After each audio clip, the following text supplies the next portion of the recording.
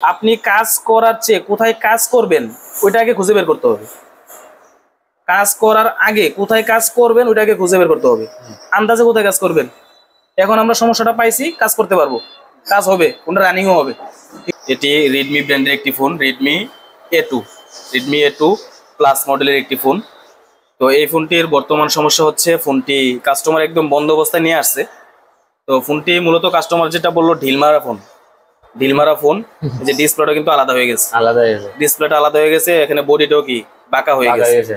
তো ঢিল মারার পর থেকে ফোনটা কি হচ্ছে না, চালু হচ্ছে না। তো হতে পারে ডিসপ্লেটাও খারাপ। তো যেহেতু ফোন চালু হচ্ছে না, আমরা কি এখনো চেক দিতে পারি না ডিসপ্লেটা ভালো নাকি খারাপ।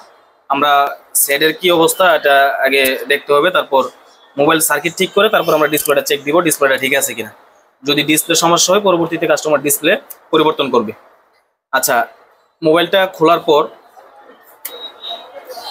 পর আমরা তেমন কোনো কাজই করি না এই পর্যন্ত, আপনাদেরকে দেখাবো বলে রেখে দিয়েছি।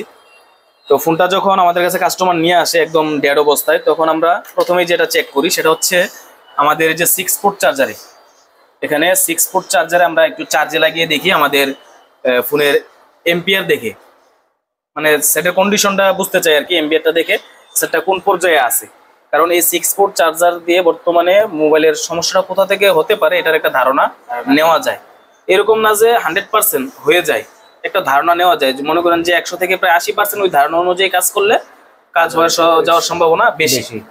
আচ্ছা, তো আমরা যখন এই ফোনটাকে চার্জে লাগাইলাম, খেয়াল করেন এই যে এটা চার্জে লাগাচ্ছি, এটা হচ্ছে চার্জে লাগাইছি এখানে এই 5 নম্বরে, যে 1 2 3, এই যে 5 নম্বরে, এটা 5 নম্বরে চার্জে লাগাইছি। এই যে এটা কত এম্পিয়ার নিচ্ছে, 0.4। এই যে এটা আবারও খুলে দেখাচ্ছি, খুললাম, আবারও কানেকশন করতেছি, কত নিচ্ছে 0.4। তো বলতে পারেন যে এখানে যে 0.4 নিচ্ছে, তাহলে আমরা এটা কি ধারণা করব কোথা থেকে সমস্যা হতে পারে।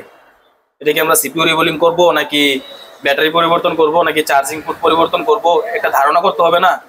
এখন যদি বলেন যে সবই সমস্যা, তো সবই কি পাল্টাতে হবে না? সমস্যা তো সব জায়গা থেকে না, হয়তো যে কোনো একটা জায়গা থেকে সমস্যাটা হচ্ছে। আচ্ছা, তো আমরা এই 0.4 থেকে কি ধারণা নিতে পারছি? আচ্ছা, মোবাইলটা শর্ট আছে কিনা কিভাবে বুঝবো? এই এম্পিয়ার দেখে কিন্তু মোবাইলটা শর্ট আছে কিনা এটাও চেক করা যায়।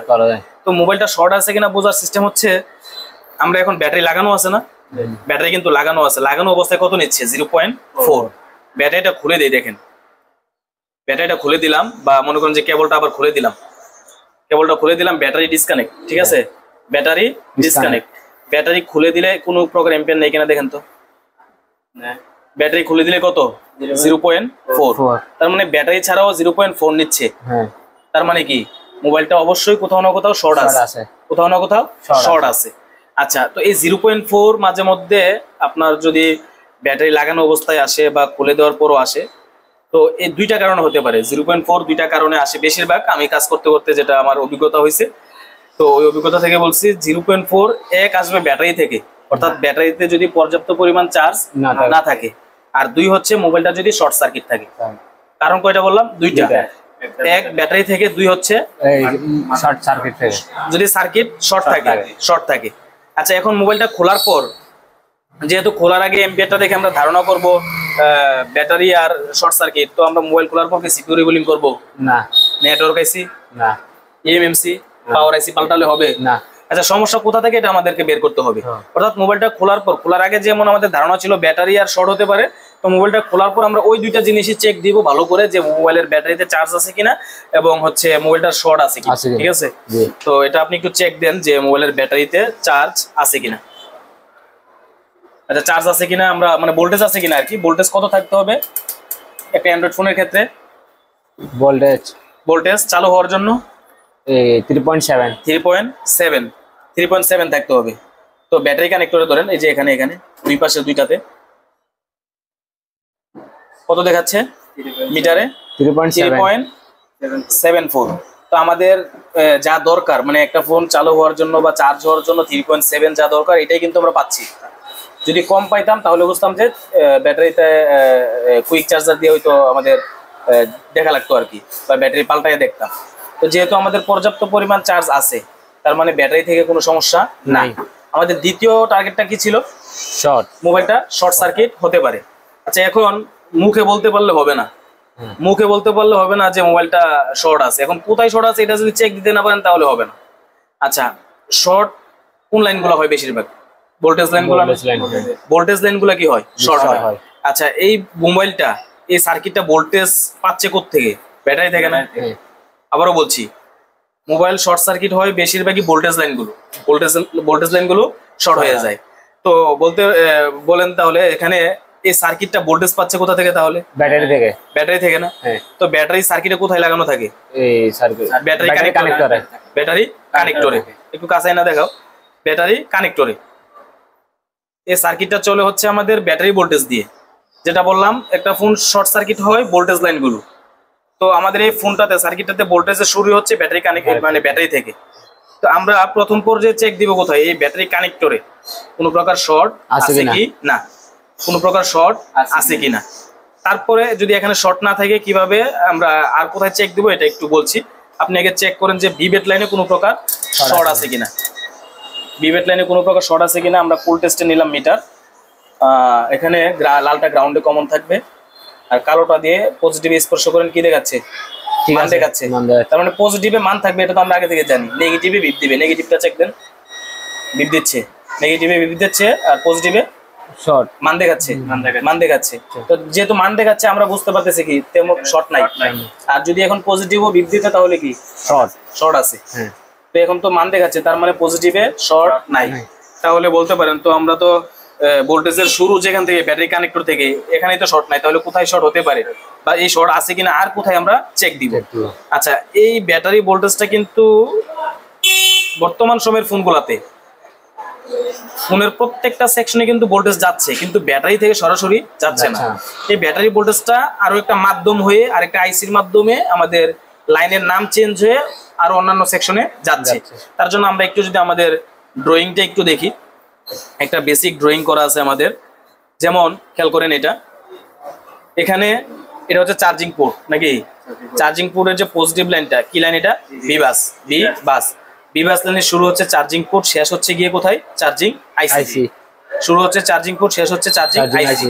মাঝখানে লাইন কম্পোনেন্ট হিসেবে ক্যাপাসিটরও থাকতে পারে, ওবিপি আইসিও থাকতে পারে। আচ্ছা, তারপরে বিবাস যখন বিবাসে কত থাকবে? 5 ভোল্টেজ। 5 যে কোনো ফোনে যখন বিবাস 5 ভোল্টেজ ইনপুট হয় তখন এই কয়েলের মাধ্যমে ভোল্টেজটা সুইচিং হয়ে উল্টা আবার কোথায় ঢুকে? চার্জিং ইনপুট হবে। চার্জিং এসে আবার ইনপুট হবে। ইনপুট হওয়ার পর এটাই আবার বিবেট লাইনে মানে বিবেট লাইনে যাবে, অর্থাৎ ব্যাটারি কানেক্টরে যাবে। বিবেট লাইনে বিবেট নামকরণে আর কি। এই লাইনটা যখন এদিক দিয়ে বের হবে তখন এটার নাম থাকবে বিপিএইচ।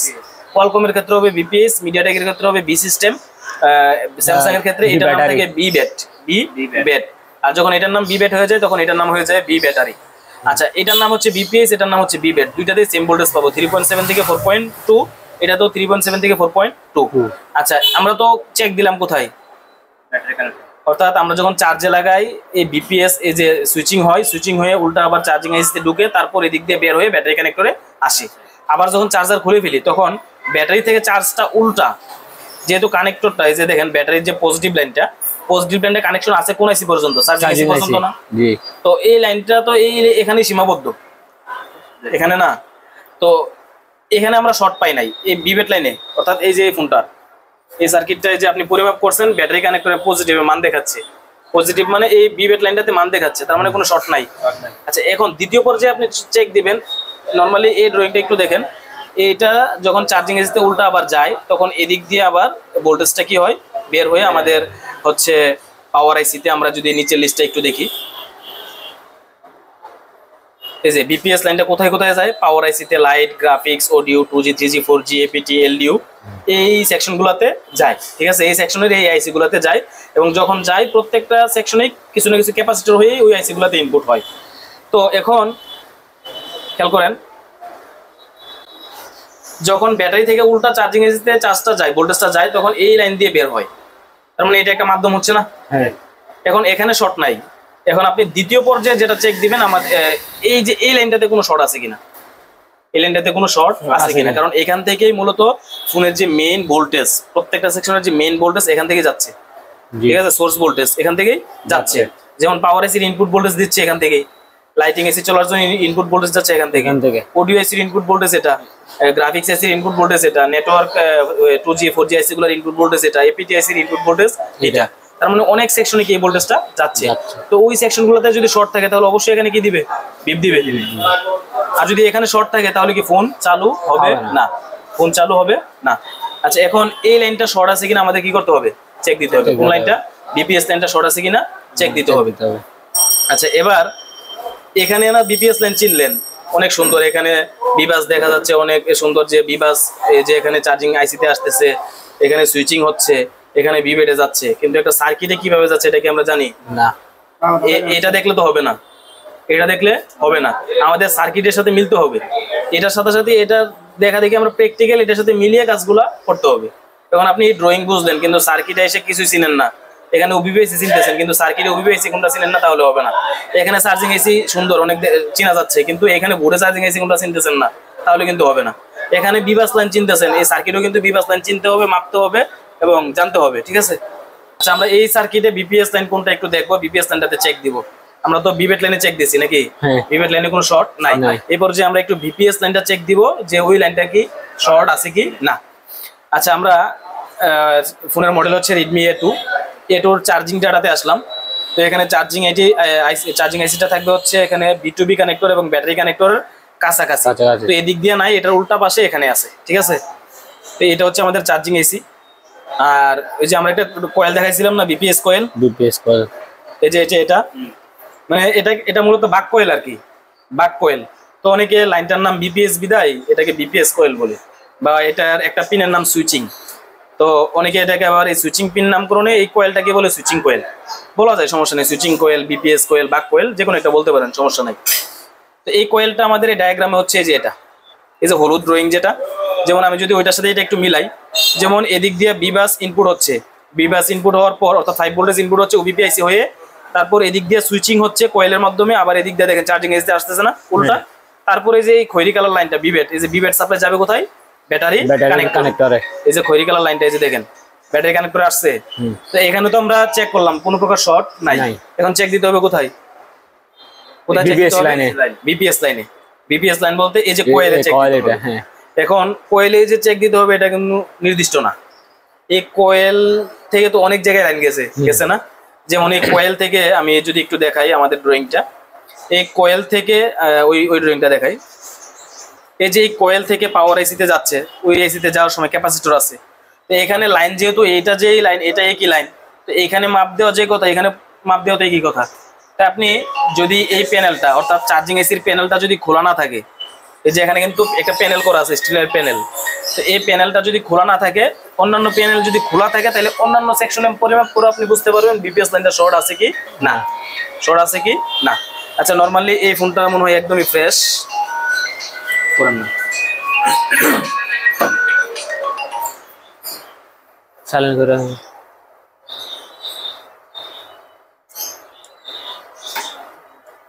এই বোর্ডটা খেয়াল করেন একদমই ফ্রেশ,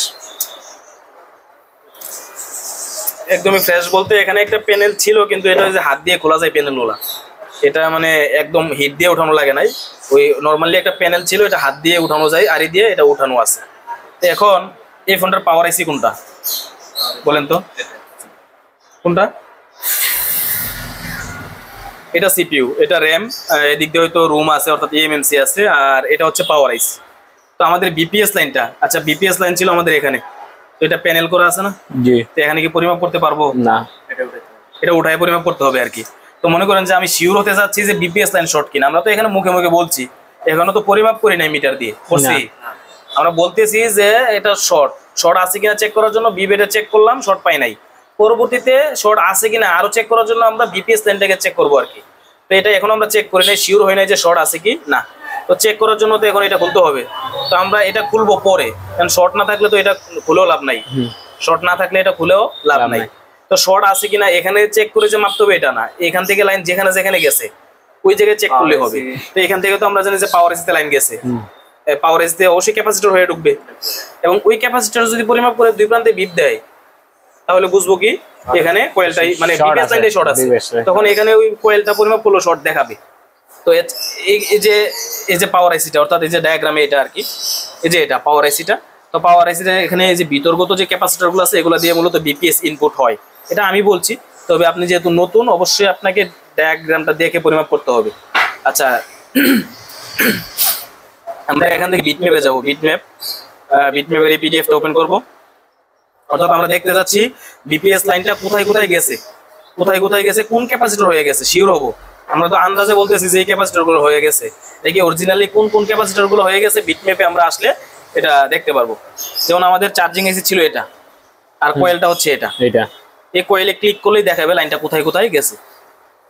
ক্লিক করলাম, লাইনটা গেছে না এদিকে। একটু ছোট করি, দেখেন ফোনের অনেক জায়গায় কিন্তু গেছে। পাওয়ার আইসি, লাইট, গ্রাফিক্স, অডিও, তারপর হচ্ছে নেটওয়ার্ক, হ্যাঁ প্রত্যেকটা সেকশনে কিন্তু আমাদের হচ্ছে বিপিএস লাইনটা গেছে। তো সব জায়গায় তো এখন যদি আমরা ভোল্টেজ পাইতাম সব জায়গায় কিন্তু 3.7 থেকে 4.2 পাবো। আর এখন শর্টের ক্ষেত্রে কোনো জায়গায় যদি শর্ট থাকে এই জায়গায় অবশ্যই শর্ট দেখাবে। আচ্ছা, এখন যেহেতু আমাদের পাওয়ার আইসির অংশটা খোলা আছে, এই যে পাওয়ার আইসির অংশটা খোলা আছে, আমরা হচ্ছে পাওয়ার আইসির পাশে কোনো ক্যাপাসিটরের লাইনটা আছে কিনা, থাকলে ওইখানে পরিমাপ করে শিওর হবো যে বিপিএস লাইনটা ভালো না খারাপ। তো এই যে পাওয়ার আইসির অংশটা আমরা জুম করবো, এই যে দেখেন কোথায় কোথায় লাইনটা আছে বুঝবো কিভাবে, যেখানে সবুজ হয়েছে, যেখানে কালারটা সবুজ হয়েছে এখানে কি লাইনটা আছে। তো এখানে এই নিচের সারিতে 1 2 3 4 5 এই 5টা ক্যাপাসিটরের বিপিএস লাইনটা আছে। অর্থাৎ এই ক্যাপাসিটরগুলোর এক প্রান্ত নেগেটিভে আছে, এক প্রান্ত সবগুলোরই পজিটিভে আছে। তো পজিটিভ গুলোতে কি পাবো মান, আর নেগেটিভে বিপ দিবে। এখন আপনি মিটার দিয়ে পরিমাপ করে যদি নেগেটিভেও বিপ দেয় পজিটিভও বিপ দেয় তাহলে কি হবে, বিপিএস লাইন শর্ট হবে না। অর্থাৎ এই সার্কিট হচ্ছে এই ক্যাপাসিটর গুলো আর কি, এই যে বিতর্গত এই যে এই ক্যাপাসিটর গুলা আমরা পরিমাপ করব। একটা পড়লে বোঝা যাবে, সবগুলা চেক করতে হবে না, ঠিক আছে। তো মিটার কুল টেস্টে থাকবে, মিটার কুল টেস্ট লালটা গ্রাউন্ডে কমন, কালোটা দিয়ে।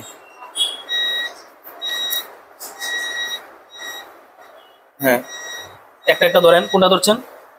হ্যাঁ ধরেন, বাকিগুলাতে দুই প্রান্তে বিপ দিচ্ছে, ওইটা দুই প্রান্তে বিপ দিচ্ছে, এটা দুই প্রান্তে বিপ দিচ্ছে নাকি? তার মানে কি শর্ট আছে না? কোন লাইন শর্ট? কোন লাইন শর্ট? এটা দিয়ে আসে। কোন line short? BPS line short. এখন আমরা তো সমস্যা খুঁজে পাইলাম নাকি? জি। মেইন হচ্ছে সমস্যাটা খুঁজে পাওয়া, পিছনে মেইন হচ্ছে কি সমস্যাটা ফাইন্ড আউট করা। সমস্যাটা যখন ফাইন্ড আউট হয়ে যাবে সমাধান কিন্তু একদম ইজি, সমাধান একদম ইজি। মেইন হচ্ছে এম্পিয়ার থেকে কোথা থেকে সমস্যা হতে পারে একটা ধারণা নিব, ধারণা নিয়ে মোবাইলটা খুলে প্রাথমিক যে স্টেপগুলো আছে স্টেপগুলো চেক করে, আরো কিছু স্টেপ আছে যেহেতু আমরা দুইটা কারণ বলছি, 0.4 নিচে বিদেয় না আমরা দুইটা কারণ বলছি, এক ব্যাটারি আর হচ্ছে শর্ট সার্কিট। সবসময় কি 0.4 নিবে? কমও নিতে পারে, বেশিও নিতে পারে। ওইগুলোর ক্ষেত্রে আমাদের কি ধারণা করে কাজগুলো করতে হবে। অবশ্যই ওইগুলো লিস্ট আপনাদেরকে দেওয়া হবে। তো এখন আমাদের যে ধারণা অনুযায়ী আমাদের যে টার্গেটটা ছিল ওই টার্গেট অনুযায়ী আমরা সমস্যাটা ফাইন্ড আউট করলাম। সমাধান কি হয়েছে এখনো? না। সেট কি চালু হয় এখন? আমরা তো সমাধানই করি নাই, আমরা শুধু সমস্যাটা খুঁজে বের করছি। এই খুঁজে বের করতে পারাটাই হচ্ছে মেন, অর্থাৎ আপনি কাজ করার চেয়ে কোথায় কাজ করবেন ওইটা আগে খুঁজে বের করতে হবে। কাজ করার আগে কোথায় কাজ করবেন ওইটাকে খুঁজে বের করতে হবে। আন্দাজে কোথায় কাজ করবেন, এখন আমরা সমস্যাটা পাইছি, কাজ করতে পারবো, কাজ হবে, কোনটা রানিংও হবে, ঠিক আছে। তো এটা আমরা এখন সমাধান করব। সমাধান করার জন্য আমরা হচ্ছে এই নেটওয়ার্ক সেকশনের প্যানেলটা এবং অর্থাৎ বিপিএস সাপ্লাইটা যে সেকশনে গেছে ওই সেকশনের যে প্যানেলটা আছে একটু আমরা রিমুভ করব, ঠিক আছে। রিমুভ করে আমরা হচ্ছে স্মোক থেরাপি অর্থাৎ রজন থেরাপি যেটা আর কি, রজন থেরাপি দিয়ে আমরা পাওয়ার সাপ্লাই দিয়ে শর্টটা ভাঙার চেষ্টা করব, ঠিক আছে।